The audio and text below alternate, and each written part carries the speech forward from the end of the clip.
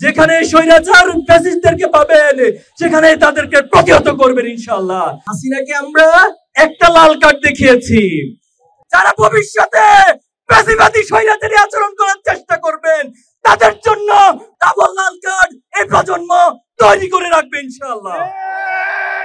জুলাই আন্দোলন, জুলাই বিপ্লবের মধ্য দিয়ে বাংলাদেশ আজ এক নতুন সূর্যের স্বপ্ন দেখছে। বাংলাদেশ আজ নতুন করে ফ্যাসিবাদ মুক্ত একটি সমৃদ্ধ বাংলাদেশ গড়ার জন্য প্রজন্মের এক জাগরণ তৈরি হয়েছে। আমরা কি জুলাইকে ভুলে গিয়েছি? জুলাইয়ের সেই শহীদদের রক্ত এখনো আমরা ভুলে যাই নাই। জুলাইয়ের আহত ভাইদের সেই কাতরানো দৃশ্য এখনো আমরা ভুলে যাই নাই। জুলাইয়ের দিনের হাসপাতালগুলোতে চপ চপ রক্ত পড়ার দৃশ্য এখনো আমরা ভুলে যাই নাই। শহীদ পরিবারের, শহীদ মায়েদের, বাবাদের কান্না এখনো থামে নাই। অথচ জুলাইয়ের গণহত্যার বিচার নিয়ে টালবাহানা চলছে। আজকে 1.5 বছর অতিক্রান্ত হয়েছে, আপনারা ধীর গতিতে জুলাইয়ের বিচার অতিক্রান্ত করছেন। এত এত চাক্ষুষ প্রমাণ থাকার পরেও এখনো পর্যন্ত একটি রায় দিতে পারেন নাই। আপনারা তো কোনো স্বাভাবিক প্রক্রিয়া ক্ষমতায় বসেন নাই, আপনারা তো কোনো স্বাভাবিক প্রক্রিয়া নির্বাচনের মাধ্যমে ক্ষমতায় আসেন নাই। আপনারা জুলাইয়ের শত শত রক্তের উপরে ক্ষমতায় এসেছেন। জুলাইয়ের রক্তকে যারা ধারণ করতে পারবে, জুলাইয়ের শহীদ পরিবারের আকাঙ্ক্ষাকে যারা ধারণ করতে পারবে, তাদের শুধুমাত্র এদেশে ক্ষমতায় টিকে থাকার ম্যান্ডেট থাকবে।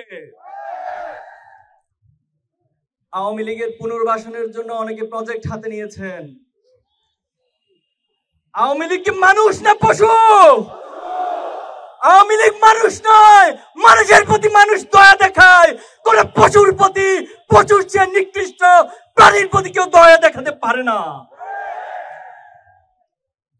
আপনারা বক্তব্য দিচ্ছেন ক্ষমতায় আসলে আওয়ামী লীগের সব মামলা উঠিয়ে নেবেন। আপনাকে কে অধিকার দিয়েছে সব মামলা উঠিয়ে নেওয়ার? কে ম্যান্ডেট দিয়েছে সব মামলা উঠিয়ে নেওয়ার? আপনারা ক্ষমতায় আসার আগে নিজেদেরকে ক্ষমতার চেয়ারে কল্পনা করা শুরু করে দিয়েছে। হাসিনাকে আমরা একটা লাল কার্ড দেখিয়েছি, যারা ভবিষ্যতে ফ্যাসিবাদী স্বৈরাচারী আচরণ করার চেষ্টা করবেন তাদের জন্য ডাবল লাল কার্ড এই প্রজন্ম তৈরি করে রাখবে ইনশাআল্লাহ। সংগ্রামী উপস্থিতি, এক একজন বিদেশ থেকে বসে বসে এই দেশকে পরিচালনা করছে। আপনারা দেখছেন খুনি হাসিনা ছাত্র সমাজের অভ্যুত্থানে পতন ঘটে হেলিকপ্টারে পালিয়ে গিয়েছে। তিনি যখন পালিয়ে গিয়েছিল তার নেতাকর্মীর কথা কি মনে ছিল না? তার নেতাকর্মীদেরকে মৃত্যুর মুখে রেখে যে নেত্রী পালিয়ে যায়, সেই নেত্রীর কথা ধরে যারা আজকে ইঁদুর দৌড় খেলা খেলছেন তাদেরকে হুঁশিয়ারি করে দিতে চাই। আপনাদের ন্যূনতম লজ্জা থাকার কথা ছিল, ন্যূনতম আপনাদের বিবেকবোধ থাকার কথা ছিল। যে নেত্রী আপনাদেরকে মৃত্যুর মুখে রেখে পালিয়ে যায় তার কথা আজকে আপনারা আবার নিজেদেরকে হুমকির মুখে ফেলছেন। সাবধান হয়ে যান। গতকাল কয়েকদিন ধরে সারা দেশে যে অরাজকতা সৃষ্টি করেছেন, অগ্নিসন্ত্রাস শুরু করেছেন, ময়মনসিংহে বাসে আগুন দিয়ে গাড়ির ড্রাইভারকে হত্যা করা হয়েছে, ঢাকা সহ সারা দেশে অনেকগুলো গাড়িতে অগ্নিসংযোগ করা হয়েছে। বাংলাদেশে এই অগ্নিসংযোগকারী এই ফ্যাসিবাদী কোন রাজনীতি ভবিষ্যতে চলতে দেওয়া হবে না। বাংলাদেশের ছাত্র সমাজ সেটা হতে দিবে না। সংগ্রামী উপস্থিতি, আমরা সরকারকে আহ্বান জানাবো অতি সত্বর জুলাই গণহত্যা সহ বিডিআর হত্যাকাণ্ডে যারা শহীদ হয়েছিল, শাপলায় যারা শহীদ হয়েছিল, বাংলাদেশে অসংখ্য আলেম ওলামা নেতৃবৃন্দকে যারা হত্যা করেছিল, যারা জুলাই গণহত্যা চালিয়েছিল, তাদের প্রত্যেককে যথাযথ বিচারের আওতায় আনতে হবে। সংগ্রামী উপস্থিতি, জুলাই সনদ জুলাইয়ের অন্যতম আকাঙ্ক্ষা ছিল। এই রাষ্ট্রে দীর্ঘদিন যাবৎ রাষ্ট্রের প্রতিটি প্রতিষ্ঠানকে ধ্বংস করে দেওয়া হয়েছে।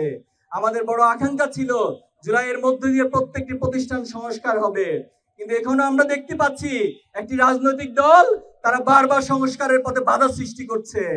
তারা বারবার প্রতিবন্ধকতা দিয়ে আবার নিজেদেরকে ফ্যাসিস্ট হয়ে ওঠার রাস্তা সবকিছু খোলা রাখার জন্য চেষ্টা করে যাচ্ছে। সংগ্রামী উপস্থিতি, এই নোট অফ ডিসেন্টের নামে যারা জুলাইয়ের আকাঙ্ক্ষাকে অস্বীকার করছেন, তারা এই জাতির সাথে প্রতারণা করছেন। এই জাতি কোন প্রতারককে রাজনীতির মাঠে দেখতে চায় না। সংগ্রামী উপস্থিতি, যে জুলাই আন্দোলন ছাত্রদের অভ্যুত্থান জাগরণের মধ্যে তৈরি হয়েছে, অথচ আমরা দেখেছি এই সরকার অনেকগুলো সংস্কারের কাজে উদ্যোগ নিয়েছে, কিন্তু শিক্ষা সংস্কারের কাজে তারা উদ্যোগ নেয় নাই। আমরা ছাত্র শিবিরের পক্ষ থেকে 30 দফা শিক্ষা সংস্কার দাবি উত্থাপন করেছি। আমরা সরকারকে বলতে চাই, এর প্রত্যেকটি দাবি যদি বাস্তবায়ন করা সম্ভব হয়, বাংলাদেশের শিক্ষা ব্যবস্থা বিশ্বের বুকে বিশ্বমানের একটি শিক্ষা ব্যবস্থায় পরিণত করা সম্ভব। আজকে যখন ডাকসু রাকসু সহ বিভিন্ন ক্যাম্পাসে ছাত্র শিবিরের প্যানেল জয় হচ্ছে, তখন একটি চক্র হিংসায় তারা জ্বলে পুড়ে মরছে। তারা বারবার অবৈধ পন্থায়, তারা বামের পথে, ডানের পথে, নিচের পন্থা দিয়ে ক্ষমতায় আসতে চায়। তারা কখনো ছাত্র সমাজের ম্যান্ডেট নিয়ে কখনো ক্ষমতায় আসতে চায় না। আজকে যখন ক্যাম্পাসগুলো সংস্কারের উদ্যোগ নেওয়া হচ্ছে, এই ঢাকা বিশ্ববিদ্যালয়কে মাদক মুক্ত করার উদ্যোগ নেওয়া হচ্ছে, তখন একটি চক্র সে মাদকাসক্তদেরকে মাদকের অভয়ারণ্যে পরিণত করার জন্য মাদক কারবারিদের পক্ষ অবলম্বন করছে। আমাদের এই বাংলাদেশে যারা আধিপত্যবাদ কায়েম করতে চায়, তারা আমাদের ছাত্র সমাজকে ব্রেনলেস এবং মাদকাসক্ত প্রজন্ম হিসেবে গড়ে তোলার জন্য বারবার চেষ্টা করেছে। আমরা আমাদের এই ছাত্র সমাজকে মাদক মুক্ত করতে চাই। আমরা হীরক রাজার দেশের মতো কোন ব্রেনলেস প্রজন্ম তৈরি করতে চাই না, বরং মাদক মুক্ত একটি মেধাবী ইনোভেটিভ জাতি গঠন করতে চাই। এজন্য যারা এই মাদকের পক্ষে অবলম্বন করবে, তাদেরকে চিহ্নিত করবেন, তাদেরকে প্রতিহত করবেন। সংগ্রামী উপস্থিতি, আগামী যে জাতীয় নির্বাচন অনুষ্ঠিত হতে যাচ্ছে, ইসলামী ছাত্র শিবির একটি সচেতন ছাত্র সংগঠন হিসেবে আমরা দাবি করছি, এই নির্বাচন অবাধ, সুষ্ঠু এবং নিরপেক্ষভাবে অনুষ্ঠিত হতে হবে। আমরা প্রশাসন সহ এই রাষ্ট্রের বিভিন্ন জায়গা থেকে আমরা দেখছি তারা ফ্যাসিবাদী এবং একপাক্ষিক অবস্থান তারা গ্রহণ করছে। তারা আধিপত্যবাদ এবং ভারতের ইশারায় তারা তাদের কর্মসূচি নিয়ে মাঠে নেমেছে। আমরা বলতে চাই, প্রত্যেকটি জায়গা থেকে ফ্যাসিবাদকে নির্মূল করে আগামী দিনে একটি নিরপেক্ষ, গ্রহণযোগ্য, অবাধ নির্বাচন অনুষ্ঠান করতে হবে। গণভোটের বিষয়ে আমাদের ভাইয়েরা বলেছেন, আপনারা গণভোটকে ভয় পান। গণভোট নিয়ে এত ভয় কেন আপনাদের? যদি মানুষের উপর আস্থা থাকে, সাধারণ মানুষের ম্যান্ডেটের উপর আস্থা থাকে, গণভোটকে তো ভয় পাওয়ার কথা ছিল না। এজন্য আমরা বলতে চাই, জুলাইয়ের সনদকে আইনি ভিত্তি প্রদানের জন্য, জুলাইয়ের শহীদ পরিবারের আকাঙ্ক্ষা বাস্তবায়নের জন্য আপনাদেরকে অবশ্যই সরকারকে গণভোটের আয়োজন করতে হবে। গণভোটের মধ্য দিয়ে জনগণের প্রকৃত মতামত এবং আকাঙ্ক্ষার প্রতিফলন ঘটবে। সংগ্রামী উপস্থিতি, আসুন এই বাংলাদেশকে নিয়ে আমরা যে স্বপ্ন দেখছি, শহীদ পরিবার যে স্বপ্ন দেখছে, সে স্বপ্ন পথে আমরা অবিরাম ছুটে যাব।